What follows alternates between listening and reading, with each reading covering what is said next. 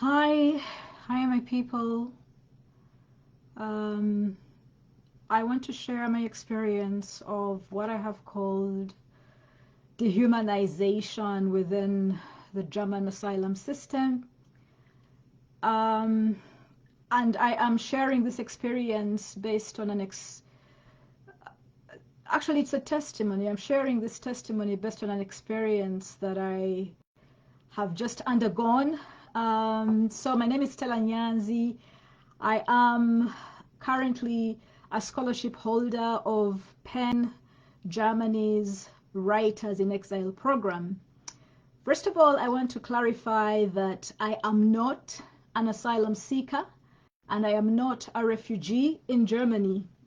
I am a political exile because I was persecuted because of my writings that were critical of dictator Yoweri Museveni, who is the president of Uganda. Hello, Malaika Kimani, I see you. Welcome to the live. I want to share a really dehumanizing experience I have undergone today. I was still introducing myself because I'm sure that this live video will be recorded. And by way of introduction, I want to talk about dehumanization within the asylum system in Germany. As I was saying, I am not an asylum seeker, which means that I have never applied to be recognized and given protection as an asylum seeker seeking refuge in Germany. Also, I am not a refugee. A number of people have said that I'm a refugee, and so I should shut up, as if refugees don't have rights. Refugees have rights. However, I am not a refugee. I am not a citizen of Germany, although I am a resident. My residence here in Germany is based on a scholarship that I was given because of the persecution I faced in Uganda as a writer whose writing the dictator Yoweri Museveni found offensive, and therefore he ordered the police and the courts in Uganda to criminalize me. I was arrested for my writings on Facebook. And part of my journey, people have said to me, Stella, you are a self-exiled person. Nobody is looking for you in Uganda. And I want to correct the record, because in my language, Luganda, when someone says I'm an exile, they immediately equate this to being a banished person. I wasn't banished by the government. However, because of the persecution I faced in Uganda at the hands of the state, the police, the courts, the prison officials, the Uganda Human Rights Council has got a whole file around my torture in prison, my torture by the courts, and Uganda Human Rights Commission has never done anything. And so my political persecution, because of my writings against dictator Yoweri Museveni, qualify me as a political prisoner of conscience. Because I was a political prisoner of conscience who was imprisoned because of my writings in Uganda, imprisoned because my writings offended dictator Yoweri Museveni and his wife and NRM apologists, I therefore obtained a scholarship from PEN Germany. PEN Germany, the letters PEN stand for poet, essayist, novelist. And the Writers in Exile scholarships are given to writers who have been imprisoned. Prison is one of the surest signs of political persecution at the hands of the state.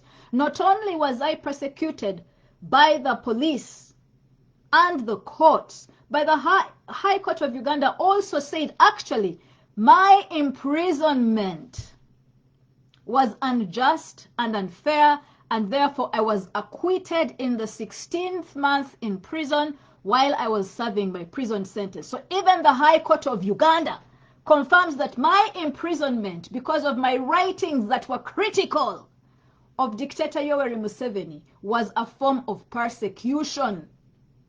I also want to say that many Ugandans know that my right to travel was taken away from me. My passport was taken away from me. I sued the police and the immigration services and the staff who were at Entebbe airport because my right to travel in Uganda and out of Uganda was taken away from me when my name was put on what we call the no-fly list in Uganda. On top of that, I discovered that I was slapped with a travel ban. My passport was taken away. So that is another form of persecution by the state. Today, I don't want to talk about my own dehumanizing experiences in Germany because I have hardly experienced those. In fact, my experience has mainly been fine. I want to talk about the dehumanization of a young asylum seeker. I will call her Akenke. Akenke came from Uganda last year. She applied for asylum. This week, she was moved from what they call a reception center and moved into living accommodation. On Mother's Day, which was last weekend, Akenke is a friend of mine. And Akenke brought me a gift of a rose flower. I have had this rose flower sitting on my desk since Mother's Day. And the reason why I kept this rose is because while we were talking during Mother's Day, Akenke expressed pain about what she was undergoing. Akenke told me that in fact, she had been living in the reception center for at least 7 months. Right? And many people say that's fair time. Okay. When a friend of ours went to visit Akenke in the new living apartment where she was, she found Akenke crying.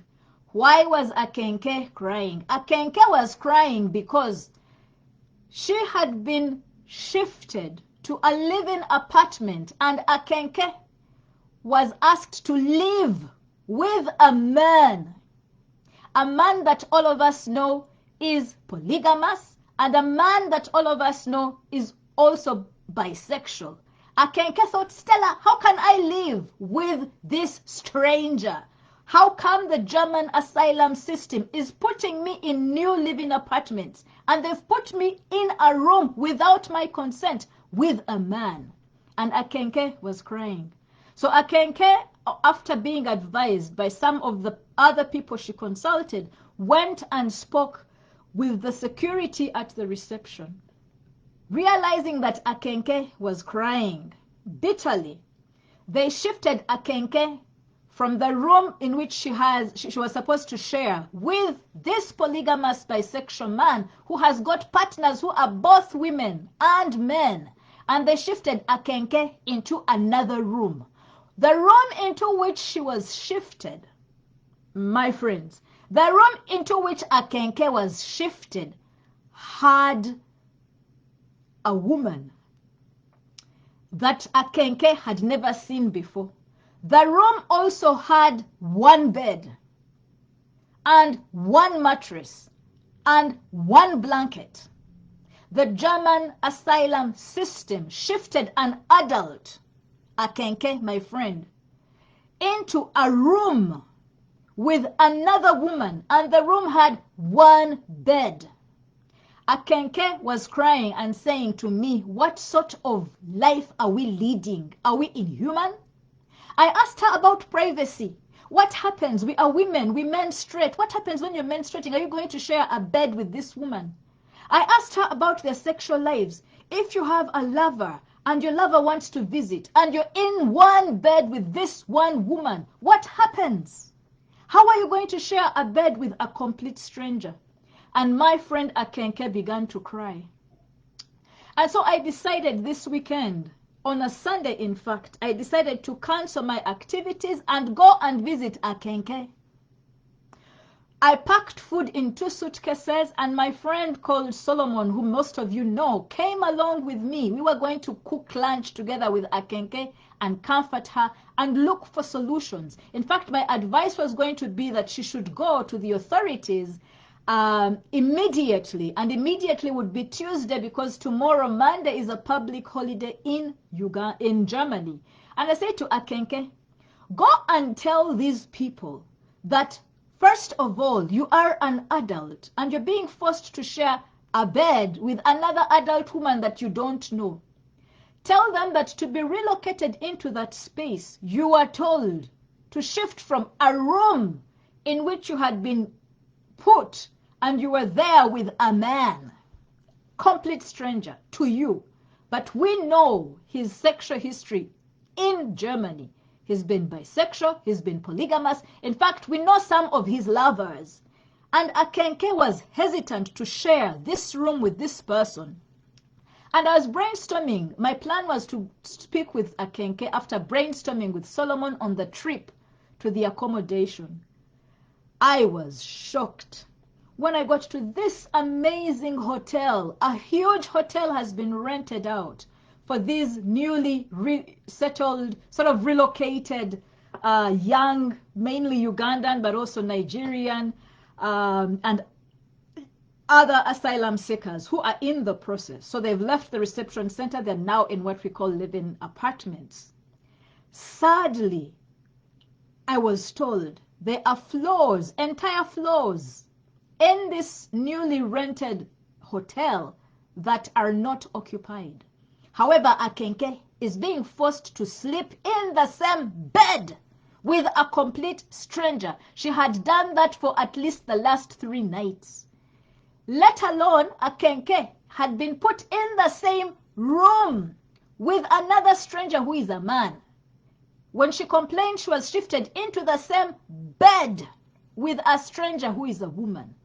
So I introduced myself to the security who I met, and I took their photograph, which I shared immediately when they began to escalate the situation. I took their photograph because they were threatening me. I took their photograph because they were assaulting me. I took their photograph because they were being so homophobic. They were being so racist. They were being so ethnicist about Ugandan asylum seekers. They said to me, "Who are you? Give us your identity card so we can record you." And I presented my identity card, which is my residence permit. And they were surprised I carried such a residence permit because they had not seen it before. Indeed, I am neither an asylum seeker nor a refugee.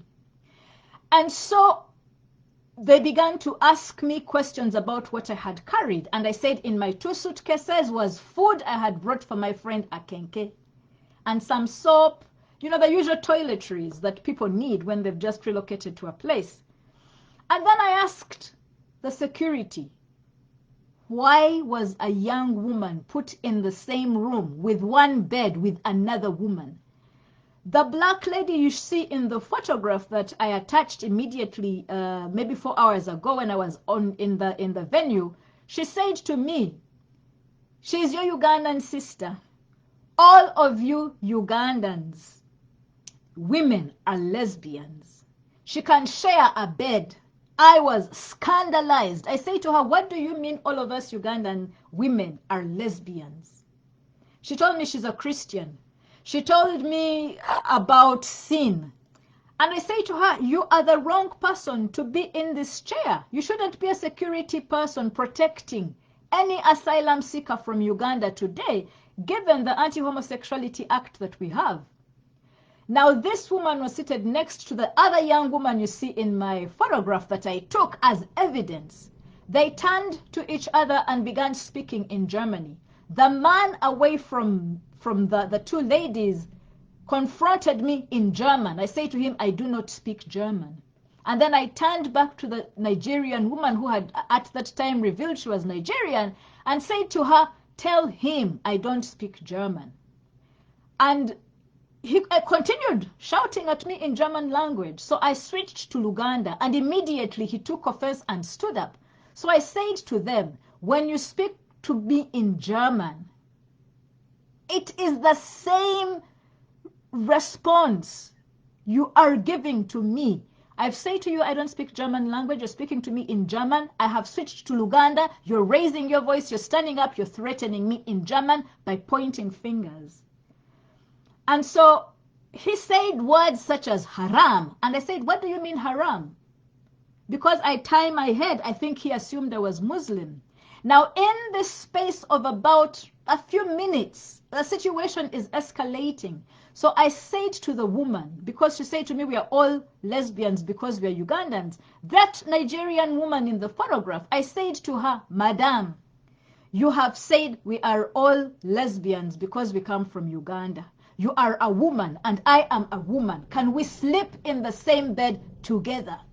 She too began raising her voice. I raised mine and I told her I knew my rights. And then I said to her, even if it wasn't just a woman sharing the same bed with a strange woman, what about putting this same person you have called my sister, what about putting her in a room with a man that she doesn't know? Where is the humanity? Where is the dignity? Where is the humanness around this situation? Now my friends began to say, Mama Stella, you're going to cause problems for us. We are just asylum seekers. We are in the process. And I say to them, but look at your friend. She is crying. Your friend has no place to stay because she can neither sleep in the same bed with a woman she doesn't know, nor can she sleep in the same room with a man she doesn't know, but with a man we all know has a record as a polygamous bisexual person whose sexual partners we know about, right? And I was scandalized by the level of indifference among the security people who are protecting asylum seekers in that accommodation. I was also horrified by the levels of fear, immense fear, that the young Ugandan asylum seekers revealed. They couldn't challenge, they couldn't question. They're enduring so much dehumanization at the hand of security guards who are supposed to protect them. Security guards who shout, you're lesbian. Security guards who say, all of you Ugandans, you are lesbian so you can live together. Security guards who shout, haram, haram. And so I pulled out my phone and said to them, this is not acceptable because this is homophobic discrimination. This is homophobic marginalization. I took a photo of the three of them and I began to write my post. And I said to them, this matter is not going to stop here. I want to understand how three homophobic, racist, ethnicist, hateful, discriminatory, stigmatizing, ostracizing security guards can be put in the protection of asylum seekers from Uganda. Like I said, I am not an asylum seeker. I am a political exile. I'm an ex-prisoner of conscience because of my writing that was critical of dictator Yoweri Museveni. And so when I claim and fight and raise these questions about the asylum process, I am not in the asylum process. Should I be returned home? Should I be deported as I have been threatened today? I can willingly go back to my home without having to endure this sort of torture. I will go back to Uganda and go to prison for speaking out against the dictatorship, if that be the case. So I took their photograph and I said to them, this matter is not stopping here.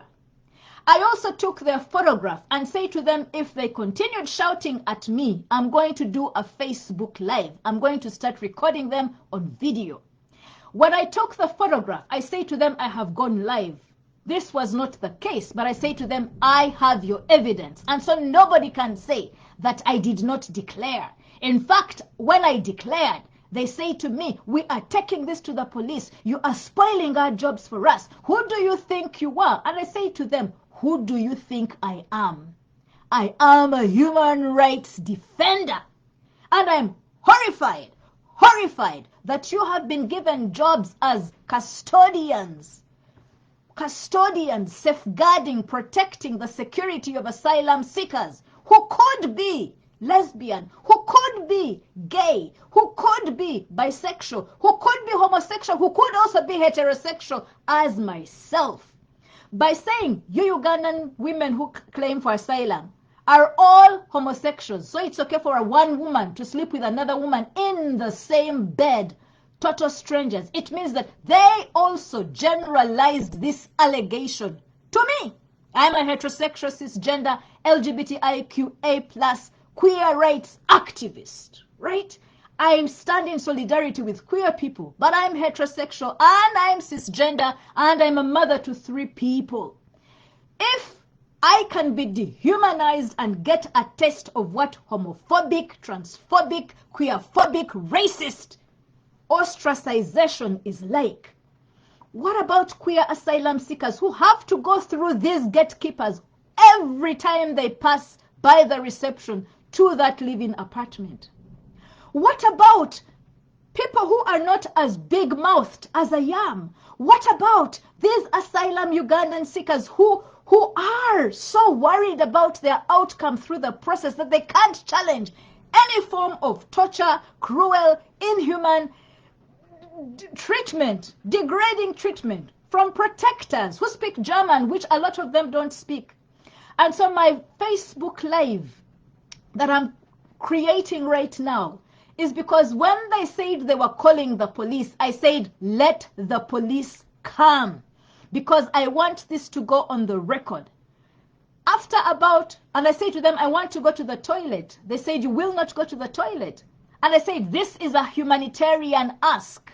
I want to go to the toilet as I wait for the police, but I want the police to come. They forbade me to enter into this hotel. My young friends took my suitcases with food and began cooking. They went inside. I stayed outside to wait for the police. In the meantime, I posted my Facebook post. That was about 4 hours ago. About an hour later, two police officers came. One is Officer Mueller, who was accompanied by a lady. They had pistols, they had the gear, they had these interesting recording gadgets which they tap and they're recording. And I immediately took notice of this.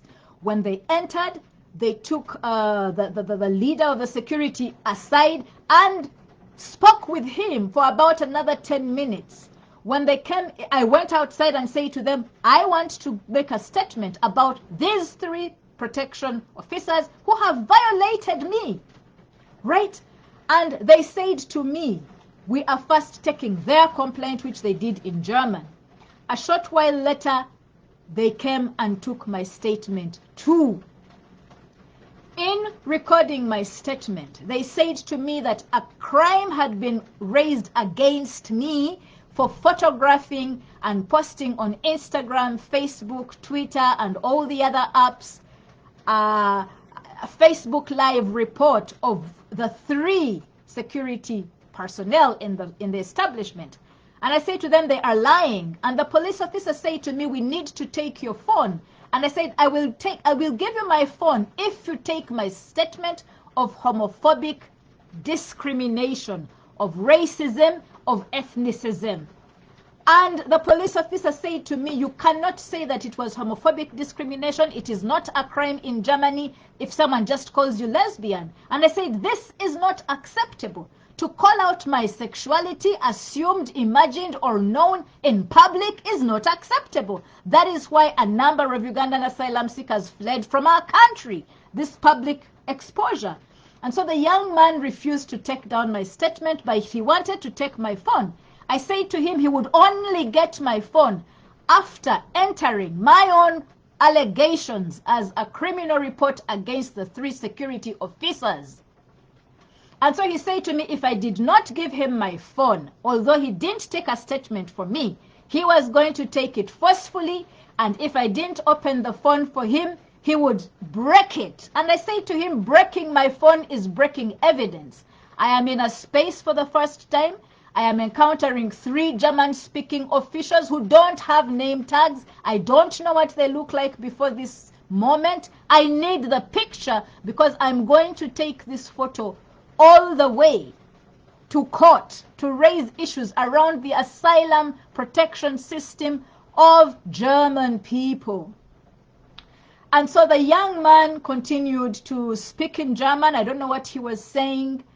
After a while, when I heard that they were going to take my phone forcefully, I said to him, tell me the crime I've committed. He said I took photographs without permission. I told him, actually, I recorded evidence and I don't need permission to get evidence from people who are assaulting me verbally, complete strangers. They don't know anything about me. And so I said to him, I need to speak to my lawyer. And by that time, he had taken my phone. My friend called my lawyer, who spoke with this young police officer in German language. And they agreed that the young police officer would record my statement of homophobic discrimination against the 3 security men, and then I would open my phone and show him the evidence. In fact, I told him they were lying.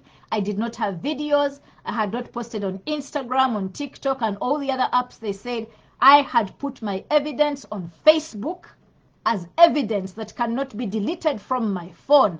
And so the young police officer,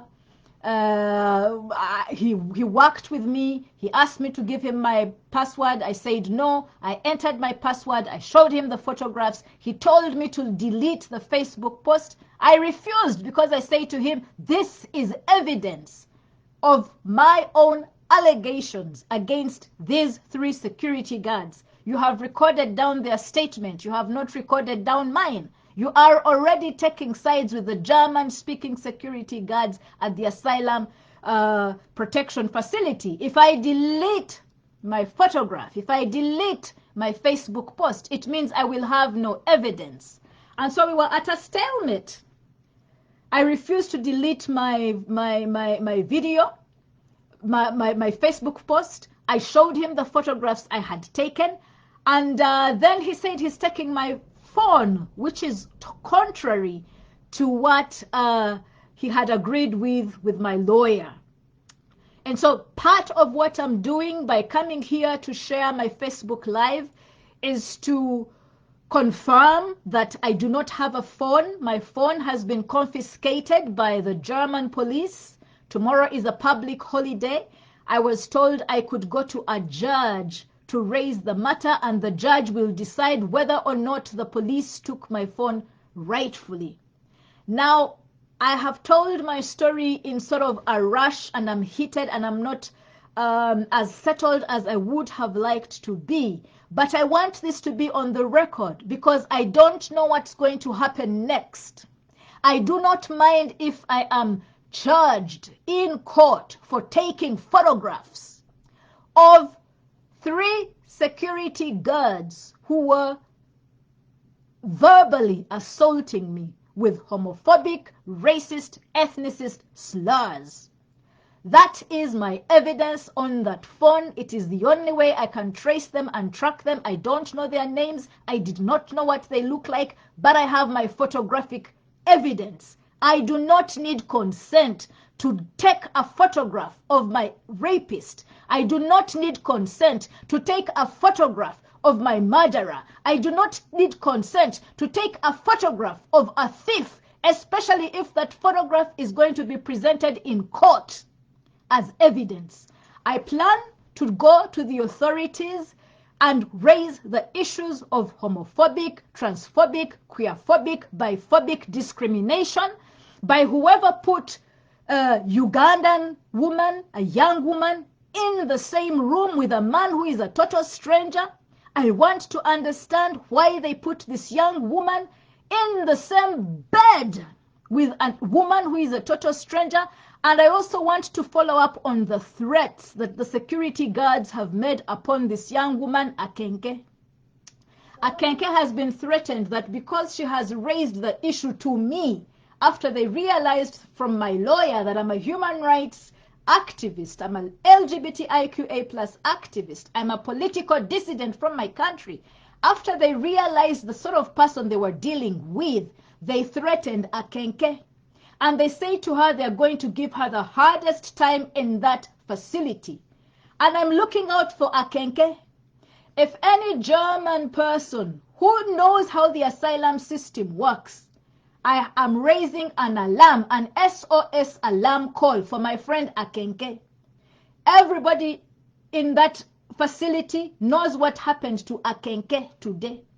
But asylum seekers, due to the nature of their precarity, are too intimidated and too scared to speak out. I am not an asylum seeker. I am not a refugee. I am an exiled writer, a former prisoner of conscience who is living in Germany under a scholarship of the Writers in Exile program. I do not qualify for whatever asylum processes these young people are undergoing. And so perhaps because of that, my voice is not recognized. But my voice is recognized as a person crying out for the security and safety and protection of Akenke. Akenke has been intimidated and threatened by the 3 security guards whose photos I put on my Facebook timeline. Those 3 have also opened a crime against me for recording them in the act of verbally assaulting me. Should anything happen to me, my Facebook friends, should anything happen to me, world, I have raised the issue of homophobic, transphobic, biphobic, queerphobic, racism, ethnicism against Ugandan asylum seekers in Germany, specifically in Munich. If people want details, I am happy to share them. However, I do not have access to my phone number right now. You could send me an inbox. You could respond directly to these comments. I will have access to my desktop today, tomorrow, and then I am traveling. This matter is a matter that's dear to my heart.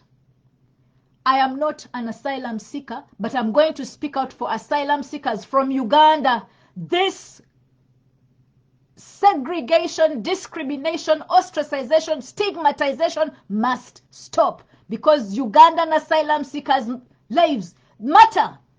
They matter. If the asylum process does not listen to my appeal to teach the security guards at reception centers, at living apartments, what it means to protect asylum seekers of whatever sexual orientation, but specifically if they're from Uganda, asylum seekers who claim to be LGBTIQA+ people must be protected from homophobic hate speech, saying haram, calling the Bible like the Nigerian woman did to us, lecturing to us about religion is not called for. It is not on. It reproduces and re-traumatizes people who fled from countries where religion was used to pass a homophobic law.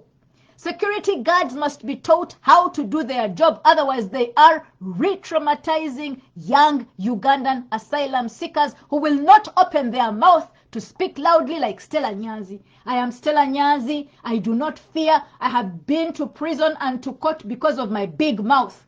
I will not speaking out. I will not stop speaking out because that is my duty. How do we observe injustice? And simply because we think that she's a lesbian, we therefore decide she deserves whatever dehumanizing, degrading treatment that comes to her. How? How do we keep silent in the face of this happening to another human being? Aren't asylum seekers human enough? Aren't Ugandan asylum seekers human beings? Aren't asylum seekers, whether they're lesbian or gay, heterosexual or mothers, aren't we human beings? Aren't we human beings? Don't we deserve the right to privacy, the right to safety, the right to being treated with dignity by security guards put in place, paid with German taxpayers' salary, taxes? Their salaries come from German taxpayers' salaries. Don't these asylum seekers deserve recognition and protection as human beings? Who is speaking out for the rights of Ugandan asylum seekers? Who is speaking out today to address the injustices, the structural and systemic injustices I have underscored? Let's suppose that Akenke was a lesbian. Let us suppose she was a lesbian. Why put her in a room with a bisexual polygynous man? Let's say Akenke is not a lesbian and she's a heterosexual person. Why put her in the same room with a man who is a total stranger to her? On the other hand, let's imagine Akenke is in fact a lesbian. Why on earth would anybody put her in the same bed? The same bed with a total stranger who is a woman? What does it mean? What sort of dehumanizing, inhumane, cruel mental torture is this? You know, these young people fled from Uganda, came to seek protection in Germany. As the German system handles them, I call for seeing the humanity. Just see the humanity in these young asylum seekers. Please, see the humanity in our black skins. We have black skins, but we are as human as you are. If you cut us, you will see blood that will be the same color, perhaps the same blood group as yours. In fact, we might share the blood group with you that is also different from you and your father or you and your siblings. We are humans.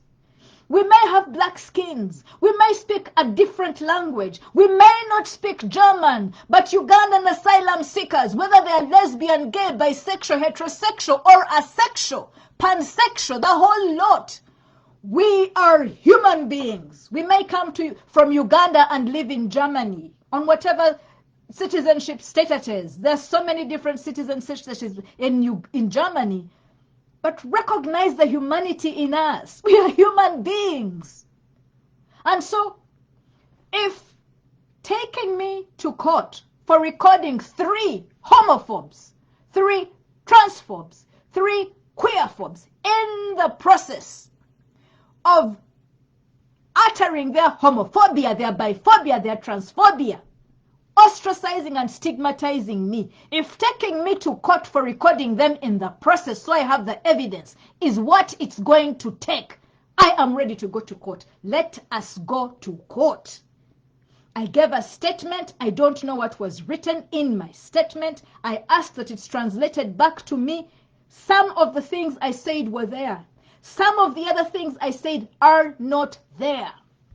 And so I want to stand before a fair court that will ask me why I took photos of evidence of people who are violating the rights of young Ugandan asylum seekers. I want to understand why we flee from homophobia to meet more homophobia in so-called safe countries in the global north. Why we flee from transphobia to meet more transphobia in asylum processes. Why we flee from queerphobia to meet the very same traumatizing queerphobia in Germany. My name is Stella Nyanzi. I'm not going to keep quiet. My phone has been taken. I'm going to be raising my voice every day until I get back my phone. I'm going to be calling out these 3 individuals every day until I understand why this young Ugandan woman was put in the same bed as a total stranger. Why she was put in the same room as a total stranger who is a man the first time, and then the same bed as a total stranger who is a woman. Thank you very much for listening to me. I have not looked at any of the comments you have given because I wanted to share what is biting my heart. I don't want to engage with any of those comments, especially because they are homophobes who have listened to me. They are homophobes who have seen and heard what I'm saying. If I lose the court case because I took a photograph, I will be so happy to be guilty as charged. I took that photograph. The photograph was taken as evidence, incriminating evidence of 3 strangers I don't know. There is no way I would have been able to know their names or remember their faces if they were put up before me in a line to identify. There is no way. But let that evidence stay on record.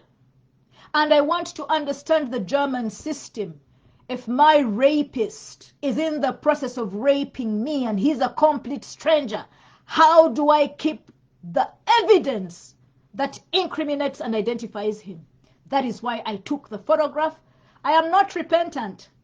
I am not repentant. If it is a crime, I am already guilty as judged.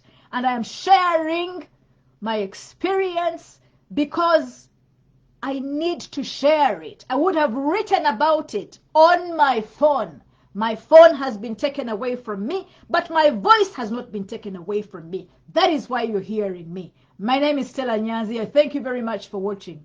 Bye-bye.